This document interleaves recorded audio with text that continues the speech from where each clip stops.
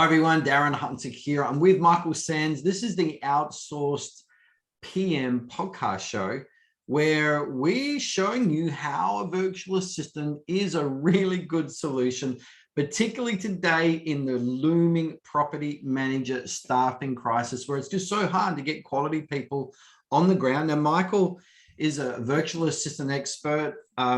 Up to 80% of property management tasks, Michael, you were successfully able to place with virtual assistants. And guys, if you want a list of up to 30 tasks, the things that Michael successfully outsourced, just go to teamsbydesigntasks.com. But Michael, today, what we're talking about is, okay, you've had someone contact you. We want to get a virtual assistant.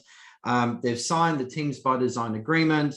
Now, we talked in the last podcast episode of the things that the office has to get proactively ready with a visual procedure manual.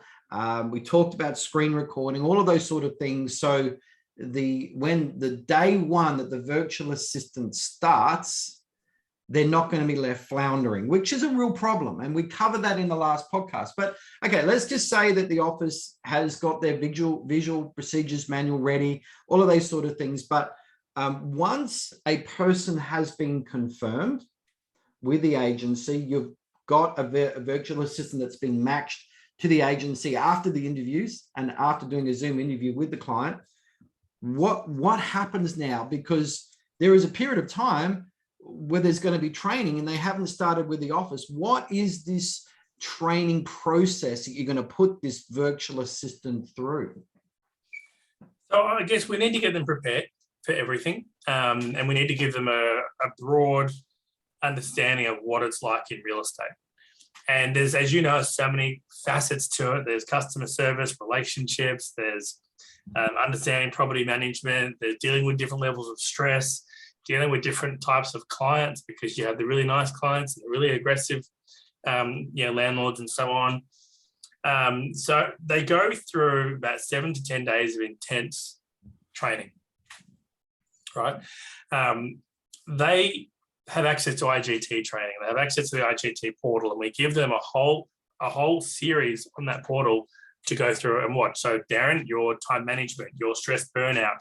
Let me just jump in, everyone. There's over 30 hours of property management nuts and bolts training in there, which any property manager can get access to. But we're talking time management, task management, effective communication. Effective conflict, to avoid conflict proactively, how to deal with conflict when it does happen. We've even got the warning signs of illicit drug production in rental properties as well. It goes really deep, inspections, everything, working with tradies. So really good to hear, Michael, that the virtual assistants are being that it is an obligation for them to go and watch all of that training. I mean, not even average property managers got access to the membership are actually watching all of it. Yeah, well, definitely it's a compulsory side to the training. It's compulsory to make sure that they go through and they start watching IGT. And then we have other dedicated property management training. So we have our IGT, we have other real estate property management training, which also covers things like lease renewals, leases, arrears, leasing, documents, phone calls, things like that. And they've got to watch another series of that to get an understanding of it, the property management. So when they start, they're probably above a junior, below a senior as far as understanding, but they just don't have practical knowledge yet, right? Another course that we put them through is an online phone handling. Now, a lot of the people that we recruit, they've got experience on the phone, they've got good phone mannerism, but we still put them through refresher courses. And just bear in mind too, Darren, yes, we have this training that we start them with. That's not where it ends. Our expectation is that throughout the life of the relationship with us, that they are still doing continual professional development. Right? This is just the start. So we get them to do this phone training. In addition to that, we also, Dennis and I, we did a recording on slang, Aussie slang, British slang, Kiwi slang. Can we just go back a bit here to this phone calls? Let's talk about the phone calls. And you also talked before about phone call simulator. what let's pull that apart just before we move on with the slang stuff. So, as you know, we've probably done, over 500,000 phone calls. We have a lot of good call data and recording of calls. So we put our team members through call simulations, and we have scenarios, and we give them the scenario, and then they get calls, and they have to take the call, and we watch their response, how they would engage on that phone call, what they would say using the information that they've got. From those calls, our QA actually says, Darren, good call, bad call. This is what you could have done differently. This is what we expect on the phone call.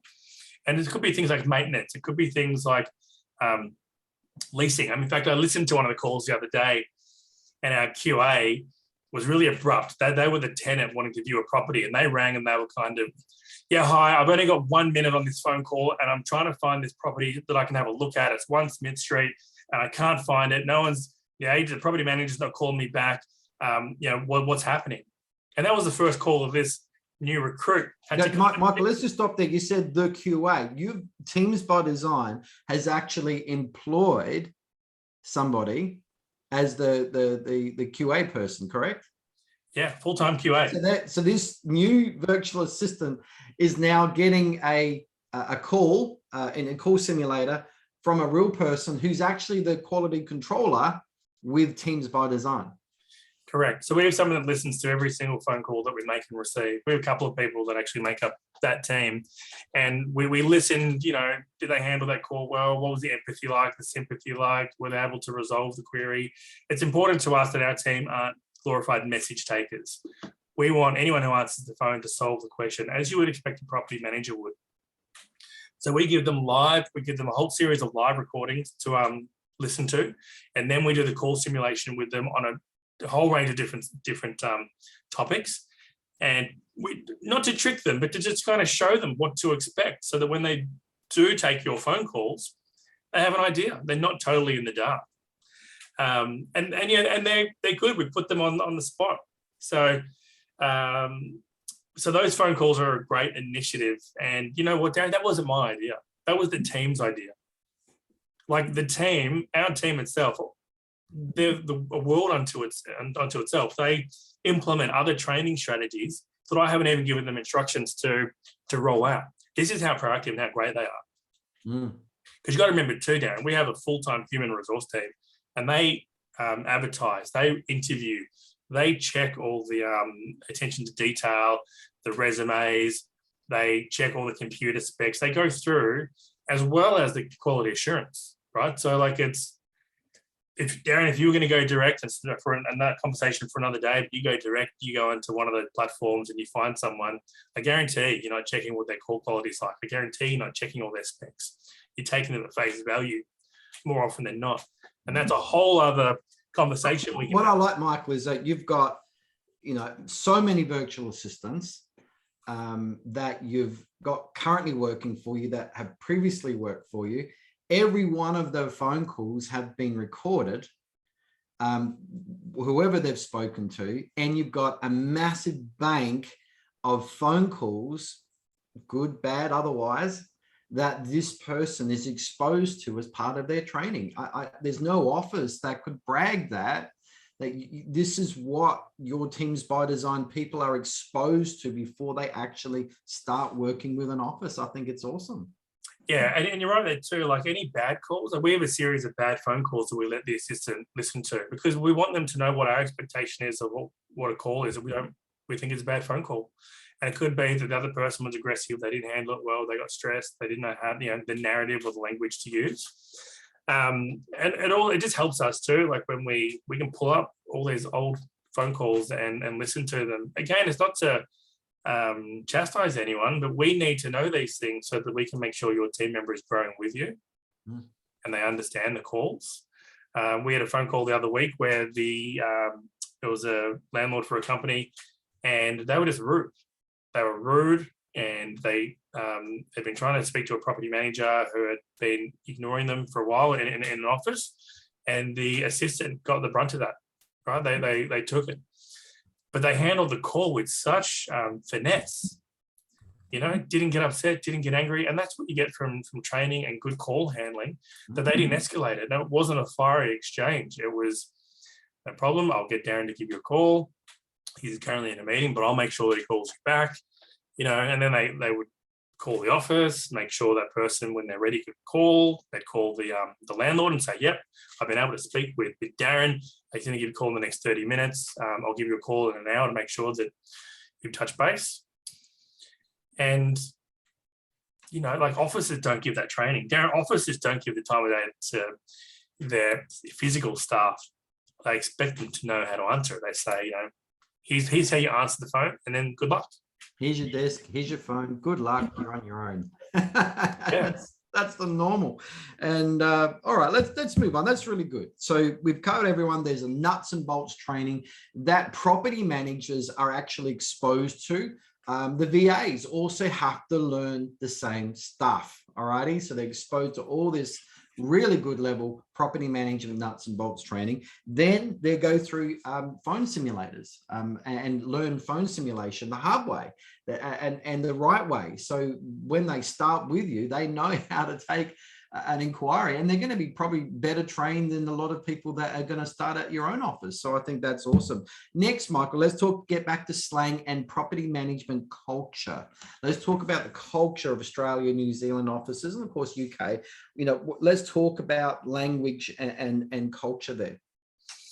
Language is important, and I guess in different locations, different regions, they have different vernaculars. I find, I'm from Victoria, from Melbourne. I think Melbourne's the best. I find that the more north or the more west that you go, the accent is a bit more drawn out. Dennis says the word "but" at the end of every sentence. Go on. And it's more relaxed, and so it's understanding. I would say prima as a fruit box, as some people call it, a box drink. So different wordings.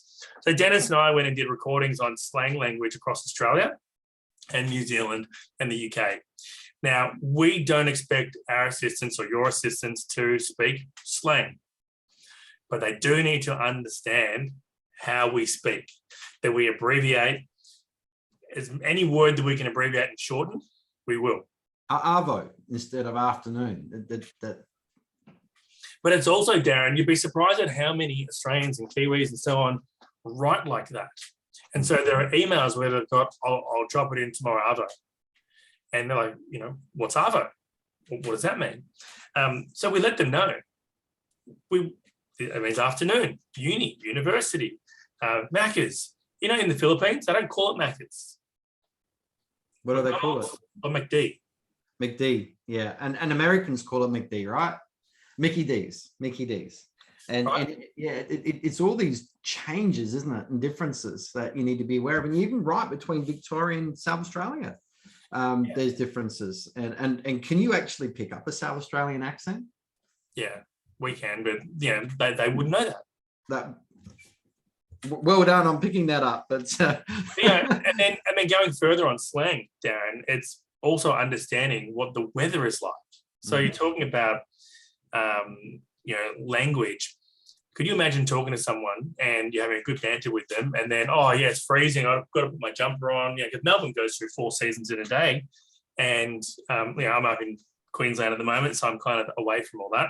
But having that joke, no one abroad would really know that Melbourne goes through 4 seasons, and it could be 35 degrees during the day and 10 degrees at night. Adelaide's the same, but it is Adelaide and Melbourne that has those 4 seasons in a day, in a week. That's just my normal. But you're right. You go to places like Queensland, New South Wales, Perth, they don't have that. It is a lot different. And then you look at countries like the UK, and whilst there is differing weather between north and south, it's not as vast. So Australia, you're talking to someone in Victoria as opposed to someone up in North Queensland, like Townsville. That conversation is different, Darren. It's going to go differently. Different style. They're more relaxed up north as opposed to Melbourne. So we give training and guidance around that, and that sounds stupid and crazy, but officers don't do that.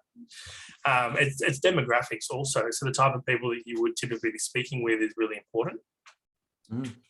Right, there might be lower socioeconomic places, lower cost housing, which means you're going to have more calls More calls that are kind of harder to handle. And Darren, most offices can't handle those calls. Yeah, I agree. Let's talk about the next thing that you put them through. So we've talked about the PM nuts and bolts, the phone simulators and the phone calls, being exposed to the phone calls and being put on the spot with the QA person from Teams by Design. And then you got slang and culture. The next one is location learning. Tell us about what you do there. Yeah, I think it's really important that your assistant should know like where your office is, the streets that your properties are on, because their idea and understanding of property would be totally different to yours. Darren, I used to think that, we used to watch a lot of American movies and TV shows growing up, and they'd have, the big stretch of green lawn at the front, or maybe a white picket fence, and these really nice houses. And I thought they were movie sets. And in fact, when I went to America and I saw that houses were actually like that, because growing up in Australia, you think all homes have to be kind of like this, and they must be a movie set because they're so well manicured. We have different expectations. When I got to America and I saw, hang on, houses are like that. There are nice streets that do look like that. Makes you think that someone living in the Philippines or someone abroad, they may have a different thought process of what the houses are that people are moving into. Give them examples. Do Google Street Map, walk them through the area. Here are some of the houses. Darren, you made a good suggestion. Give them a list of properties and get them to go look it up on Google and do a bit of research so you can see what are the houses like. They got photos of the inside. If you've got a virtual tour, that's even better. If you've got video of the inside's even better. But you've got lots and lots of photos. You've got property marketing photos they can have a look at. But on Google Maps, even on Google Earth, you can then have a look at the outside. You can have a look at the street. You can have a real experience with the 3D of Google Earth as well, or the Google Maps of the street, walking down the street. There's just so much experience that people can learn of your suburb, inside of properties, and of course, the streets and the overall experience of the area. I encourage a team that if someone gives you an address, you're talking to someone about a property, Google it. Look it up while you're talking to them, see what property they're talking about, so you can have an idea. It creates, and over time, it creates knowledge. So they know, just like your property managers know all the properties. That said, most property managers know the properties, but not everyone in their office knows what they look like. In fact, they know not much about it. So your assistant would generally end up knowing more about the properties on your portfolio than all your property managers combined. Absolutely. And we don't, I guess, it's good for us to kind of verbalize and say what we do at Teams by Design. But if you're looking to recruit virtual assistants, these are the things that you really should be incorporating to making sure you're giving them that environment. Otherwise, you're giving them 5% of what they really should be knowing. Absolutely. All right. Well, we've PM nuts and bolts, foam simulators, slang and culture. We've talked about location learning. Now, let's talk about ghosting. Your virtual assistants are now exposed to other virtual assistants in Teams by Design who are already working, several months, maybe even a year, 2 years into being a virtual assistant, and they're able to listen in on their work, see what they're doing. Let's talk about what the ghosting and coming alongside other virtual assistants in that initial induction period. Yeah, so for us, ghosting is when a team member sits with another team member virtually, right? They're not going to sit in the other person's home, but we might be doing similar tasks for other clients. And so our new recruit, your virtual assistant, can be, sitting on a Zoom session, recorded, shared screen is what I was trying to say, with the other virtual assistants, so they can watch how the tasks are done. They can listen to how some of those calls are being answered in a live setting, and they can spend a day with them, 2 days with them, 3 days with them, sharing notes while they're being trained on the job. So when they start on that particular task, whilst it's still a new task for them, they have a greater understanding of what the expectations are and what has to be done. Also too, Darren, as each office is different, and we might be able to give some advice to another office on how they should be doing, or some changes they could add to their process, which would make it easier for them to do. And so it's important that we look at, time in motion, best practice across the country on tasks. So your virtual assistant is always kind of learning. Absolutely. All right. Well, Is there anything else, Michael, that you put the people through before they actually start day one with the new client? Well, I guess it's really important about team motivation, team culture. I know we touched on a bit of culture before. We make sure that your virtual assistant, that your assistant has that culture with Teams by Design. So we make sure they feel like they're included, they're part of the family, they've got that added extra support. We include them in our team catch-up days. And as you know, we can now start traveling again. We've got a few booked in throughout the year. So they are motivated, not only working with you, but they're motivated to come in to a team of local people for the executive too, right? Like where they live in a particular region, we'll have a number of other team members there. So they build that bond. They love coming to work. So when they start working with you and they see your culture and how you engage with your team members and your banter, that's the other thing, Darren, is like, don't be afraid to speak naturally and your office banter. We, you, myself, Dennis, we have a type of office banter that anyone outside of that probably wouldn't understand that at all. I'm very, very dry. Darren, it took you a long time to understand, me being my dry personality and sense of humor. You can't expect an assistant to step in and know that, right? So speak as you would, say the jokes that you would, have that humor, have that conversation. So they're indoctrinated in your way of doing things. And we're here to help too. Absolutely. Well, you see, everyone, there's so much involved.